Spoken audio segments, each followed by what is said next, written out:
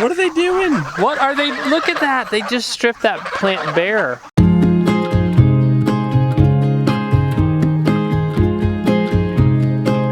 So I don't get this at all. These geese, they've been out here free ranging in the yard for their whole life, and they've never touched this beautiful basil plant, and they literally just stripped it completely bare this morning. How long have they been working on that, guys?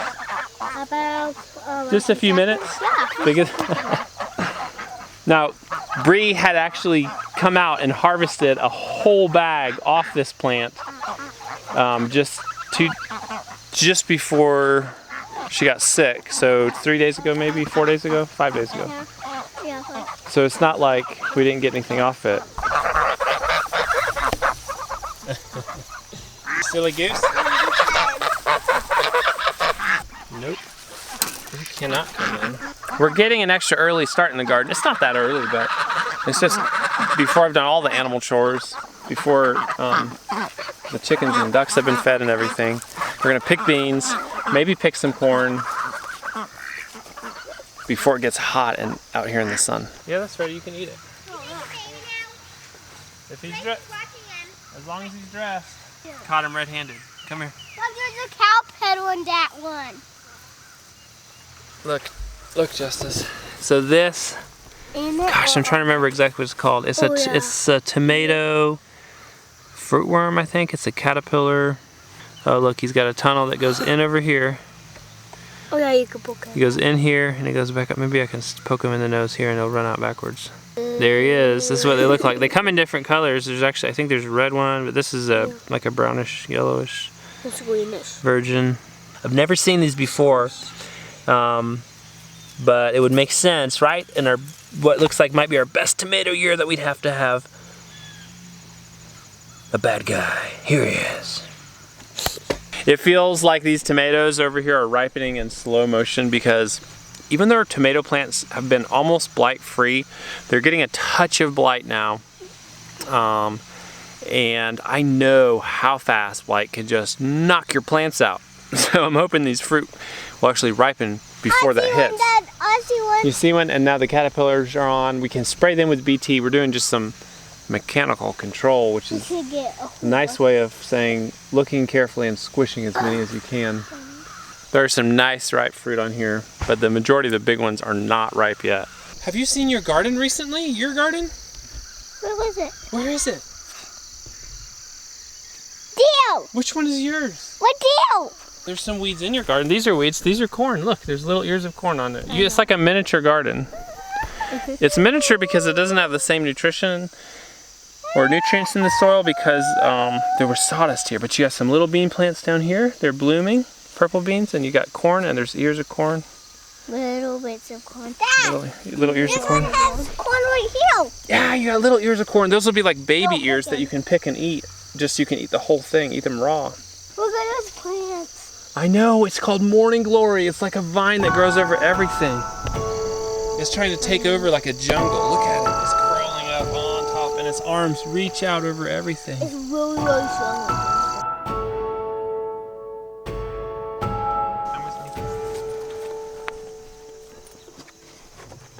Beans mature so fast that you wonder, did we miss all these last time we picked? And I know we didn't. We picked them clean, but I mean, look at this. This is like, there's these giant bean pods on here filled out, which means they get tough, but it also means you got a lot of food because of just the volume, the sheer volume you get from the more mature pods.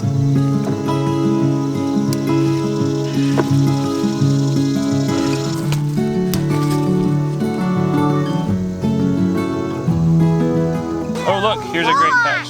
Oh my gosh. I'm trying to pull a plant. I want to show this off. This is how productive bean plants can be. Look at this plant.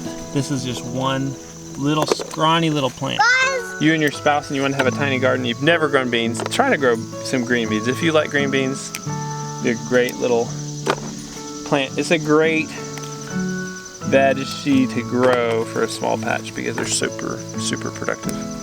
You could get more than 100. More than like What'd you say? some right here. Good. Right here. Keep picking. So we are done picking beans for now. The sun's hitting us.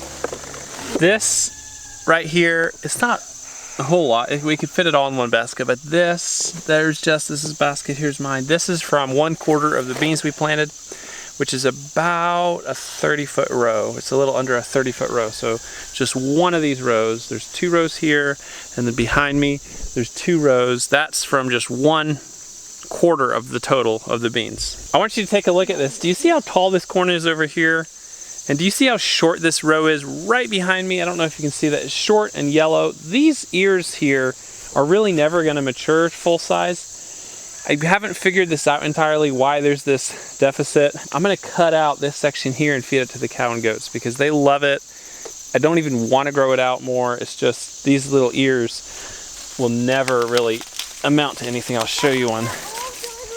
This little ear, it'll never really get big enough to be full. So I'm gonna chop you a pile and I'm gonna throw them over like this, right between these rows of beans. And let me get 2 or 3 and then you drag them over to the cow, okay? Come on, Miss Alice. Alice! Come on, Alice. Come on, Alice. Come on, Alice. Come on, Alice. She's just a butt sometimes. She's standing down there in the barn watching us throw this over and just mooing and mooing. She's like, Yeah, got one. my interpretation of that is I would prefer for you to carry my alfalfa in a bucket and give it to me. Alice, get your bovine butt up here and eat this corn. All right, there she is. She's coming. She's here. Every time she goes down there, I just poke one. Oh. Hey goats! Hey goats! Come on, goats! Guys, this is pure pleasure being out in the garden for me. It's just so beautiful. Look at this. These beautiful morning glories beside the huge pumpkin flowers. It's just gorgeous. I almost feel guilty for spending my morning in the garden, which is crazy.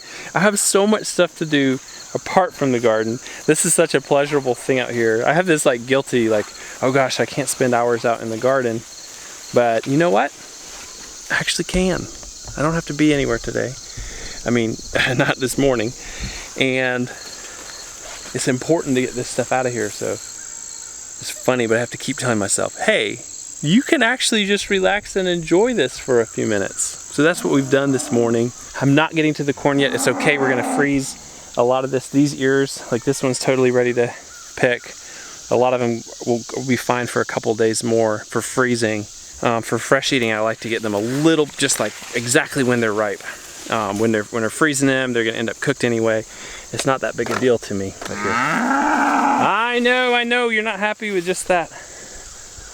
I want to peel back the layers on this and just show you, well, the layer, and show you what it looks like under this tarp. It's a black tarp. It's doing a great job though, killing these weeds, breaking down some of this cabbage plant matter. I left a lot of stuff on here and you look at these leaves and they're just, I don't know what to call that. They're totally wilted, they're drying out, breaking down. Look at this bed down here. And this is something we've never really done before, where you take a tarp, you spread it over your beds in order to prepare for planting.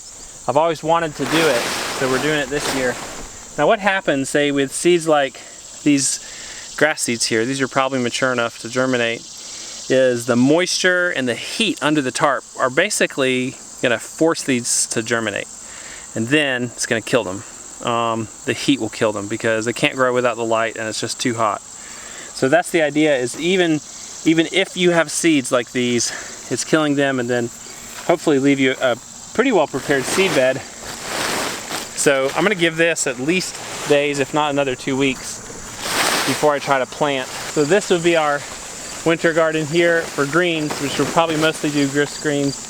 And then my plan is to actually hopscotch this around the garden and knock the weeds down and probably mulch before and or after in preparation for putting this garden to sleep for the winter. So we'll like move it down here and then we'll just hop it around till we kill all the weeds. But I do think this may be the extent of our winter garden. We hope to do more. All right guys, it's been an awesome morning in the garden. Here's a bunch of beans and headed into the house. Throw these in the fridge.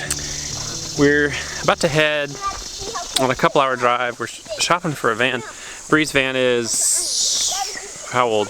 Is like 18 years old, I think. Is that right? That's old. And plus we need 2 vehicles that hold kids. We've been borrowing a vehicle for a while, but from a family member, very generously, had to give that back. So we're down to my little old truck, which I'm driving to work. I love it. But we need 2 vehicles that can hold a kid, some kids and adults. Whoa, buddy! You're gonna get stung if you're not careful. The neighbor came through, weed eated through here. So right there, you can maybe able to see it. I think it's, anyway, yellow jacket's nest. We may get stung. Watch out, kiddos. It's easy to see now. I'll probably kill those tonight with a little bit of gasoline.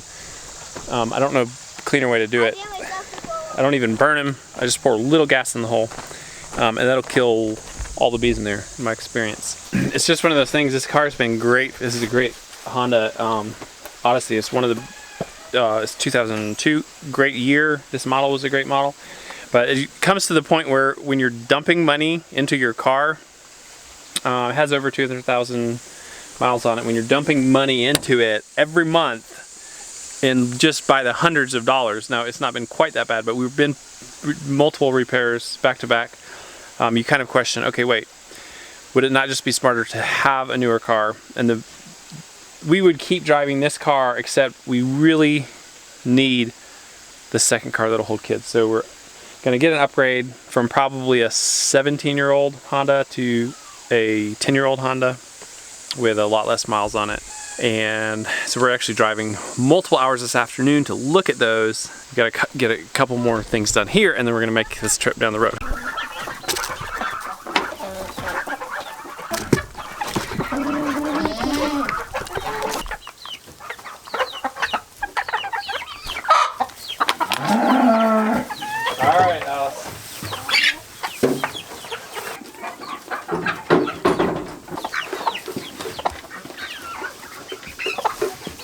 I've always got to get the timing right on this. Once I feed the goats their alfalfa and grain, I have to give the cow her alfalfa. Otherwise the goats rush out and steal from her. Everyone gets frustrated and it's just no good.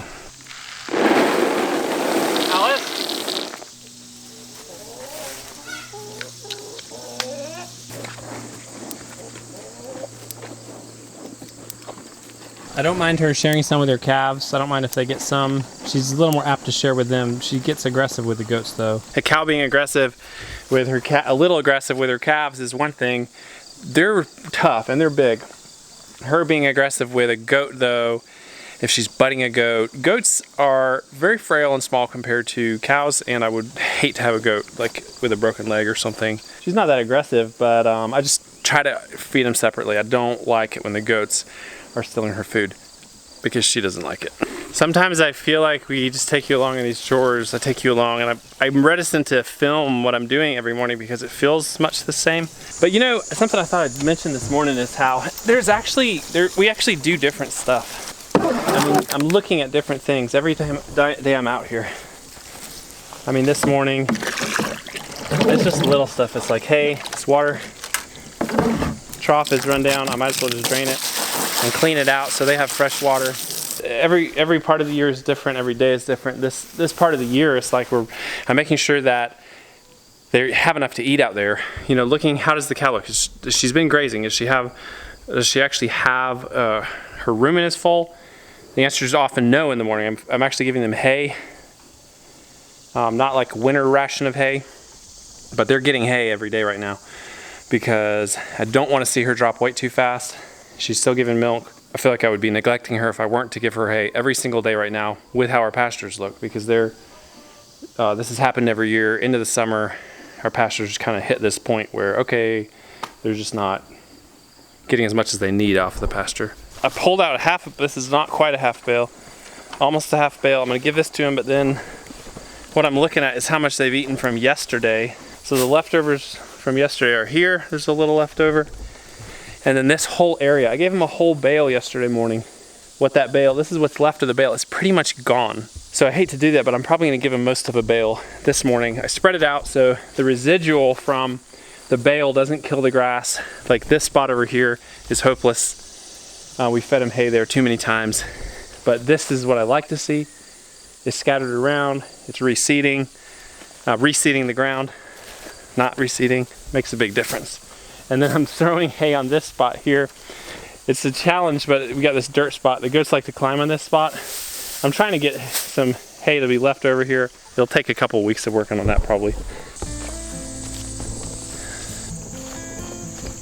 And now I'm doing something I meant to do yesterday. I'm coming up here to Lucky's grave. And I'm actually gonna leave some hay right on top of her grave. Because they'll come up here and eat it, kind of ironically. They like to hang out up here in the shade. So according to Grace's wish, they'll be hanging out up here, but they'll also leave some kind of residual hay to help reseed that area. But look at that, they cleaned this up. This is the just leftovers from where we threw all the corn stalks in here. They've left some of the fattest stalks, but they've eaten the smallest stalks, and they've eaten all the leaves off the stalks. Squash plant in the pasture. And the goats have kind of been in mourning, at least Raven. Raven was Lucky's mom. Lucky was our little goat who died a few days ago. She was our first goat who ever died here. And she's been depressed, honestly. So not only are we watching the goats to make sure none of the others are ill, we're watching her. And now what I'm seeing, I like. So I fed them some alfalfa and grain. This is Raven right here. And what I'm seeing is that she is still trying to scrape the last bits of food out of the bottom of this bin they've all been eating out of. So that's a good sign. The day after Lucky died, she ate a little and then she wandered off, and then the next day she was just super depressed. She was like standing and like staring and hardly eating. So today she is looking like she's fighting for food, and that's what I want to see. She's fighting for life. And as far as the other goats' health goes, Bree's done her Fumacha scoring, where you look at their inside their eyelids and you look at the color, and that can be a sign of anemia, which is really the killer when it comes to worms in goats. That's kind of what goats die of. If goats just drop dead, pretty much they died from anemia. I mean, you could not assume it, but it's a common cause. So she's done her Fumacha scoring and wormed all but Meme. One of them she didn't worm because they looked good. So they all got their wormer, appropriate for our area. Okay, let's sneak up on this rooster. He's got his head in the bucket. Oh, I forgot my bucket. Need a compost bucket for inside. Bringing a bucket into the house. This is my little homesteading tip for the day. Just get a huge compost bucket. If you got chickens, just bring a big bucket inside. If you go ahead and bring that big bucket inside, you'll never have too much food for your compost bucket. You won't have to make extra trips out to bring food scraps to the animals. You can just do it once a day. This size usually does it for us. If we're cooking a ton of food out of the garden, sometimes we'll overflow it and need a bigger one. But usually this is the size for us. We'll fill that up, either half fill it or fill it in a day. It's the number one thing I forget when I'm doing the chores. I forget this almost every day. Every other day I have to send someone back down to get it, or I have to get it. We are finally on the road. And now, yeah.